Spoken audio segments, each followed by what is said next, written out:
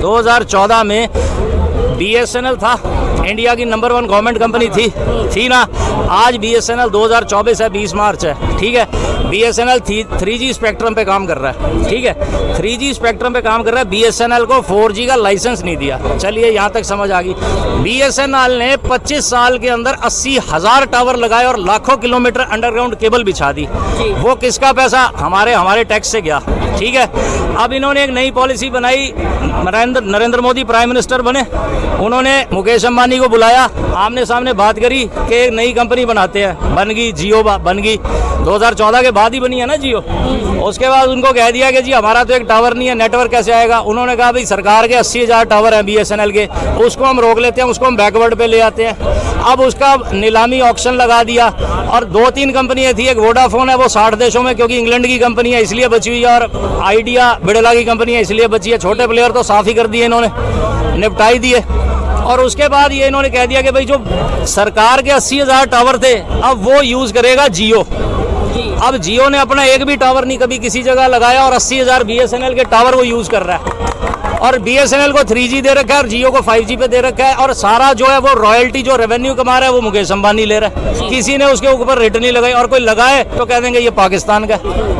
बात को समझने की कोशिश करो, फैक्ट्स को, सच्चाई को समझो। देखिए, अच्छा ये कहा जा रहा है कि भाजपा लोकतंत्र की हत्या कर रहा है, कैसे देखते हैं आप इस बयान को? क्या विचार है आपको? मैं कहता हूँ जो अभी ये जो कपड़े डाल रखे हैं ना, ये भी नहीं मिलेंगे।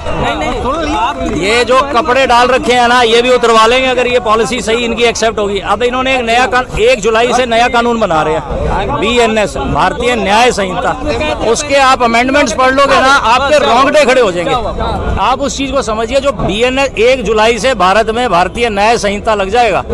ये जो IPC CRPC है ये सारे बंद हो जाएंगे। अब बात को समझने की कोशिश नहीं कर रहे। भारतीय न्याय संहिता के अंदर ऐसी ऐसी चीजें दे रखी हैं कि अगर मतलब जमानत के ऊपर भी अपने को तरसना पड़ेगा।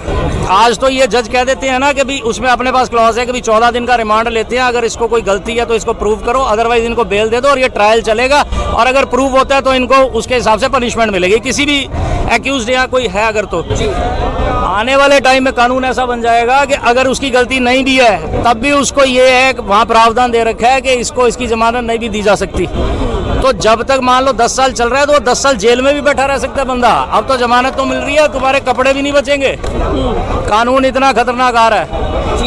आप ये देखो भाई, इंडिया के अंदर जुआ लीगल हो चुका है, ये कैसीनो लीगल हो चुका है।